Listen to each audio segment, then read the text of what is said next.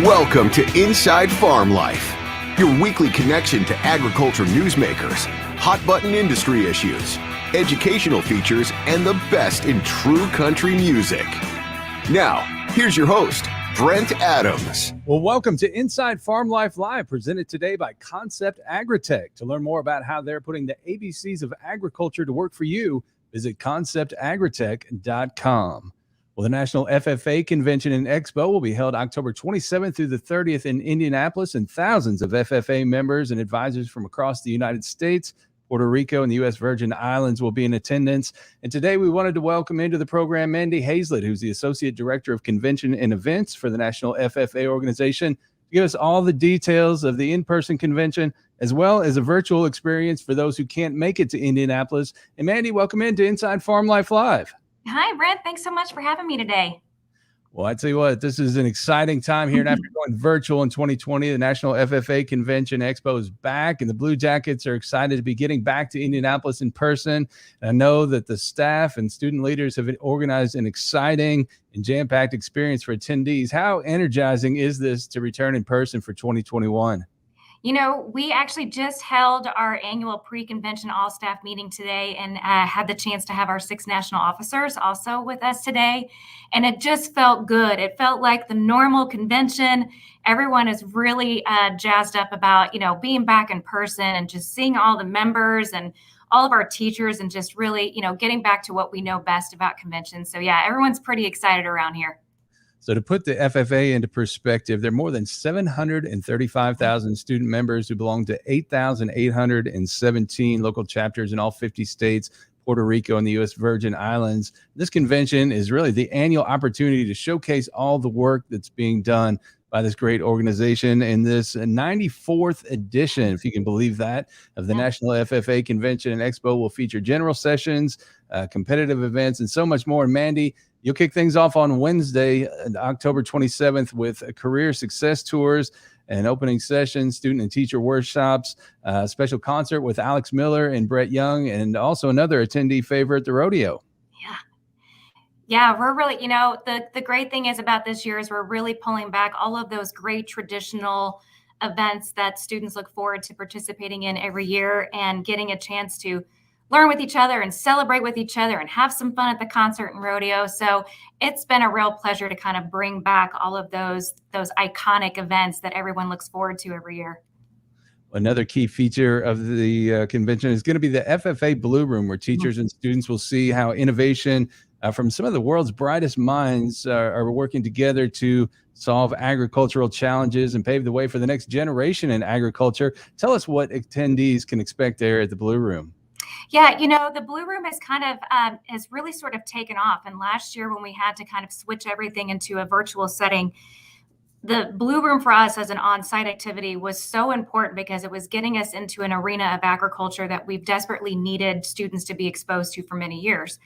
And so we decided this year to not bring the in-person experience of the Blue Room back, but to really enhance the virtual 3D experience that we kicked off last year. So they will have opportunities to learn from about 13 different companies.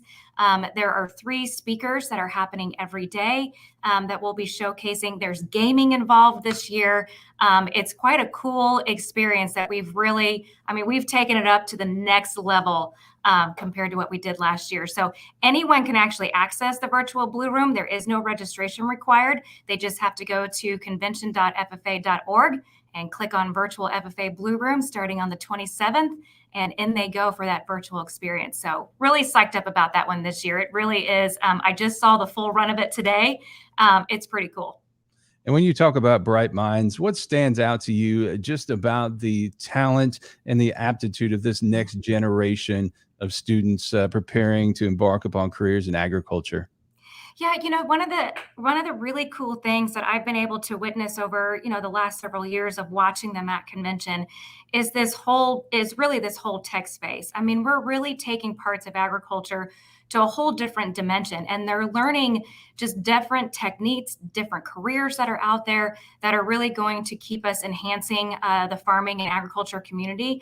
And to watch them see some of this innovation happening right in front of them and that they can be a part of it that's such a cool experience just to, be able to provide for them. And man, does it strike and spark some ideas in their own heads and career ideas and things that they want to get involved in. So it's quite something to watch. And not only are so many of these students career minded, but also civic minded. A big component of the convention, the FFA participation in general, is service. And this year you have 2 different service projects attendees can participate in. What can you tell us about those? Yeah, so starting on Wednesday, we have some students will be participating and helping us to build little food pantries. We've been working with Marion County and the mayor's office to really put this program together and figure out where we do have areas within the Marion County and within some of the surrounding counties here in Indiana that could benefit from these food pantries. So we have about 416 students that are signed up to actually build the pantries. And then it is wide open to any of them to stop by the booth and help us paint them, decorate them, put the final touches on those food pantries. So by the end of Friday, we should have built 100 pantries that we'll be able to put out in the community and provide some food to those food desert areas. So it's a really cool project. We're normally out and about around the community. This year, we just weren't able to do that. So I'm really impressed with our local engagement team and what they've pulled together to still allow our students to have a great service project and to give back here. And then last year, we kicked off virtual days of service. We give them projects that they can do in their own home communities. And like you see up here, last year, it really took off. And so we're offering that again here in 21. So whether they're at home or they're here at convention, they still get a chance to provide some service opportunities throughout the 3 days. And we should point out that that need extends far beyond Indianapolis and Marion County, Indiana, and that the FFA members who are unable to attend convention will also be able to participate in National Days of Service with their local communities through a virtual project.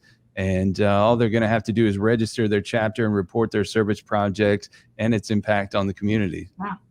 Yeah, it's pretty good. We've been really impressed with what we've seen with the different chapters around the country this past year. It's really, it's giving back to the community, like you said, service part of our mission is such a big deal. And for us to give them that platform for them to do back home means so much to us outside of the 3 days of convention. And is the case every year. The most electric place in Indiana during the convention is going to be the floor of the expo and shopping mall. More than 250 exhibitors representing agricultural colleges, fundraising, U.S. Armed Services, and auto and truck manufacturers. So much more will be present in the Indiana Convention Center for the show. And for those who have never attended the in-person convention, what will they experience at the expo and shopping mall? And is there anything different from years past? One of the things that's really great about our expo is that it really does give students and teachers opportunities to really explore different companies and different types of careers. Having a mix of universities there also gives them the chance to learn, what universities provide the degrees and the education that they need to work for these companies. For our teachers, we have a whole area called the Teacher Resource Area, where they can, visit several booths, pick up things to use back in the classroom. So there is something for everybody within our expo. And our exhibitors, we're a little bit down this year compared to where we were, in 2019, which was fully expected. But the 250 plus, they're going to be providing some pretty great opportunities for these students to learn and just kind of chat and see what's available out there. And of course, pick up some fun things and have some fun activities within those booths. There's always nice surprises that are happening inside the expo. And when you say those numbers are down, a lot of that we should explain to people isn't because they don't want to participate or don't think FFA a worthy cause, but a lot of them still have corporate travel bans on and simply can't participate. Mm-hmm. Yeah, that is the case for this year. And, it was those were some hard phone calls to get from some of our traditional exhibitors. And they really, the outpour of how much they were going to miss being here and having those opportunities to get in front of our students this year.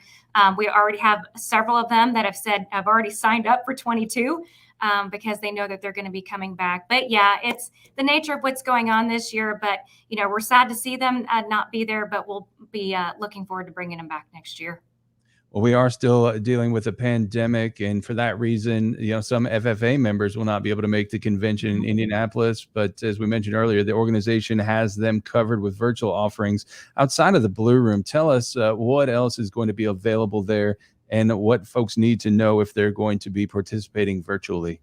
Sure. So we will also be providing live streaming of all of our general sessions, and including the American Degree Ceremony on Saturday morning. And then this year, we're also adding in a on-demand series of student and teacher workshops. That was another thing that we learned from our virtual convention last year, that, having those workshops on, at their fingertips, to be able to play them and participate in them according to their own schedule.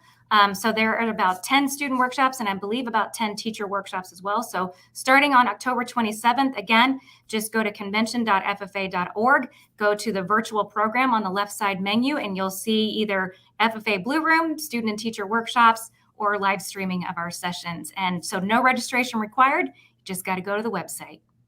And for those who are attending the convention, I know safety is going to be a big concern. Mm-hmm. What is the FFA doing to ensure a safe convention and expo for its attendees?